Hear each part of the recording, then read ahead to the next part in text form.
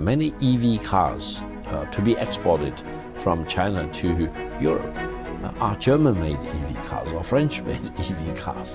Why they are making EV cars in China? Because they want to be part of this supply chain. They want to benefit from the huge amount and the great abundance of the raw materials, the spare parts, and keep talking with the Chinese counterparts, for example, learning from each other to make sure they are not left behind. What do you think of the impacts of the additional tariffs by EU and the United States on Chinese EVs? EU proposal to levy high tariffs on Chinese EV cars to be exported to Europe is fading. Many European countries did not support this EU decision. Germany, which is an important automobile country, abstained from the voting, for example, to show their dissatisfaction. And they also emphasized the need for more free trade rather than weaponizing or politicizing free trade as far as EV car is concerned. Hopefully, China and EU can really talk it over to make sure that such wrong decisions to penalize EV car export from China to Europe will not happen. Please also take note that many EV cars to be exported from China to Europe are German-made EV cars or French-made EV cars. Why they are making EV cars in China? Because they want to be part of this supply chain.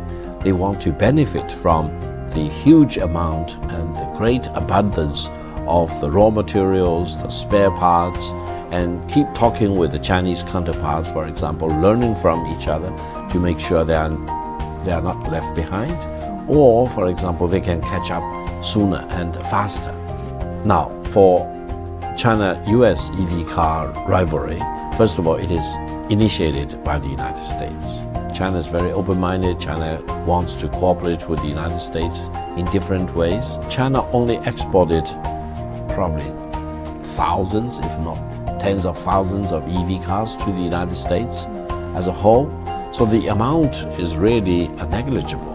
But even that small amount was considered to be such of a threat to the US automobile industry to trigger such massive amount, large-scale tariffs to be levied on the Chinese export. I think the United States will be at a crossroad, at a major turning point, inflection point, whether they want to protect their traditional fuel car industry as it is without making that leap of faith into EV car industry and revolution, or whether they want to make a more balanced approach to that while protecting the fuel car as it is.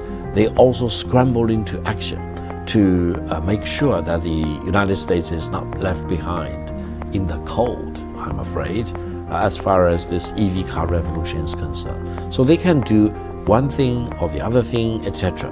But ultimately, I hope the United States will really believe that their goal is to make sure that the US automobile industry will be sustainable. Because if they are left behind by this fast-moving EV car revolution, they will really force the fuel car industry in the United States into a corner. My personal view and my personal advice to the Americans is the sooner you start seriously with this EV car revolution, the better. And the more chance you will have to make sure that the American automobile industry is more sustainable.